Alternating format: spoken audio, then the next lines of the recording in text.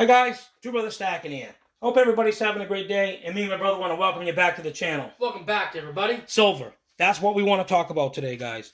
Our perspective on silver, where we think it may be going, and what we've been hearing from everybody, in regards to silver. Also, there was a person that sold a large amount of silver back, and there were several videos done on that, and it's quite interesting.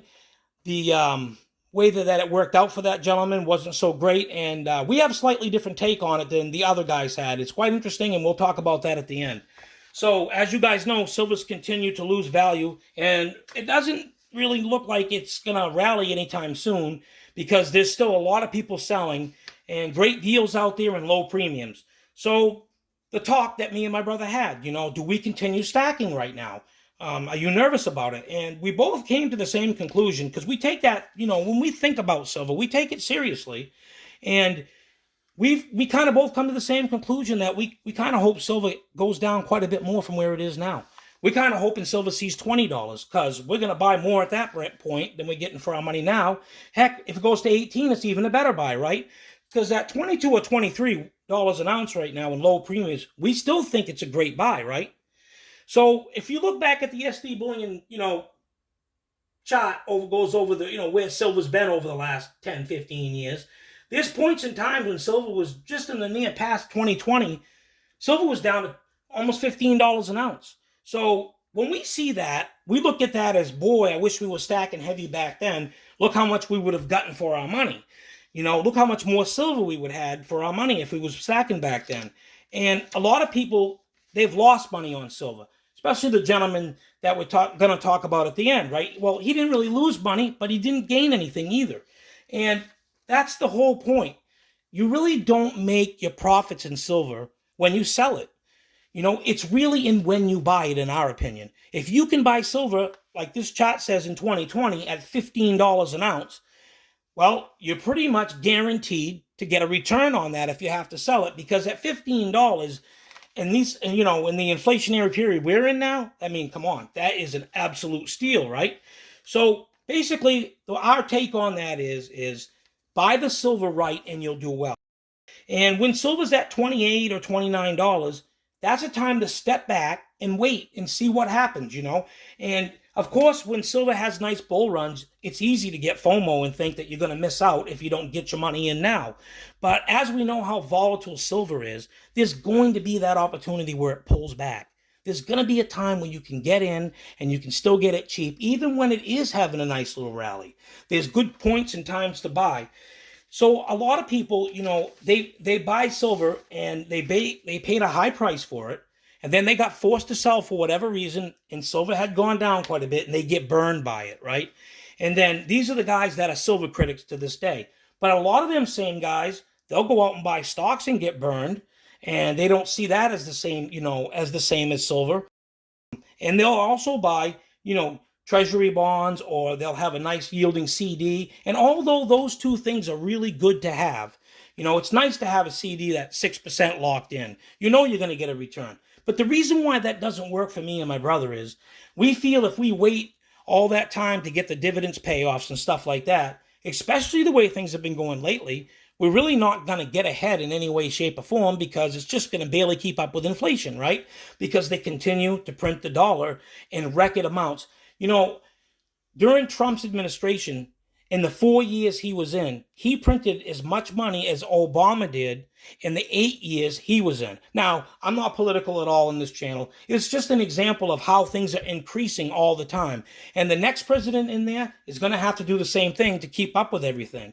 Because when the banks have money to loan to us, they create that money, right?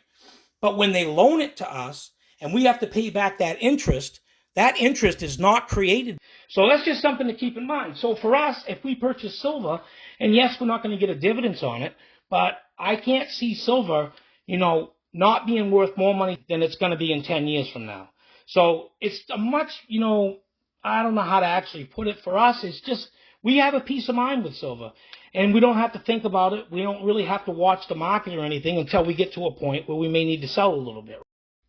So let me know what you guys think, if you guys think what I'm talking about is kind of accurate.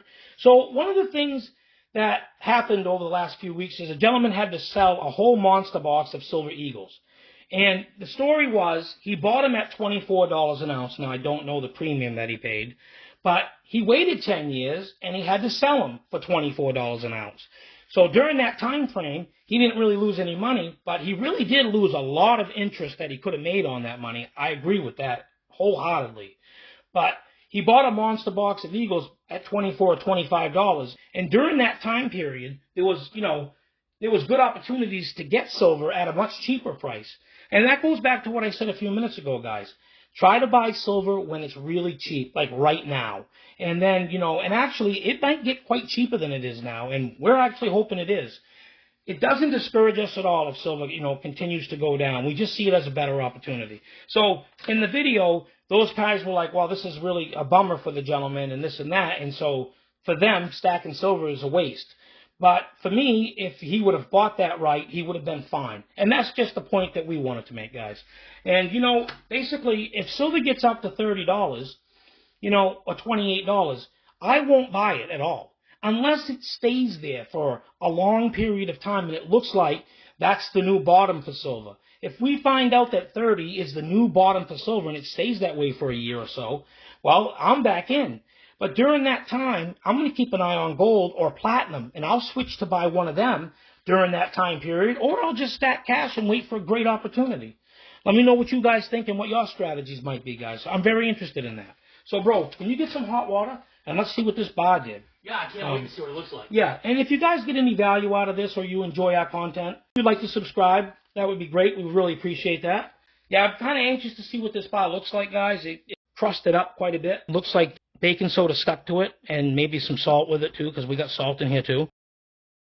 But we're going to put some more hot water to this so we can kind of clean that baking soda off. Got the hot water, Yeah, bro? Go ahead. Pour it right in there, boss. You got it. I love doing this stuff. You know what? Oh, yeah. Silver's fun. That ought to do it. Yeah, I'd probably do it.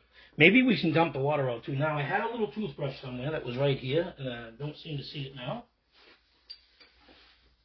Oh, there we go, boss. Good find. I don't know how it got down there. I wonder how hot it is. Ooh, that's scorching, bro. Wow, that's hot. I don't think I can stick my finger in there, but we'll give her a try. Ow! Yow! All right, let's see. Yeah, it stuck to it pretty good. Get this over my other silver. So we left it in here since the last video, guys. We did Friday.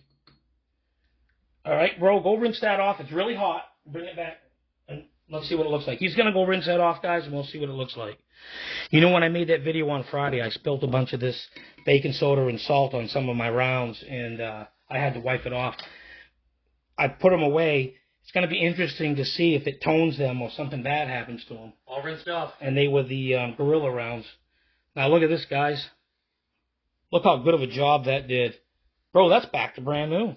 Yeah. It's a little bit of toning still left on this backside, though. Tiny bit. But nothing like it was. I mean, that side's perfect. I call that a success. Me too.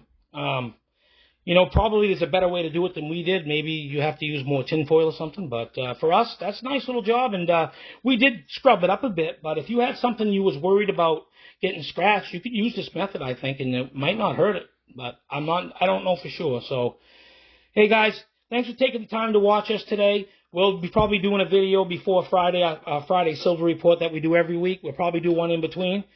Thank you so much for watching. Me and my brother would like to say, Two brothers stacking, out.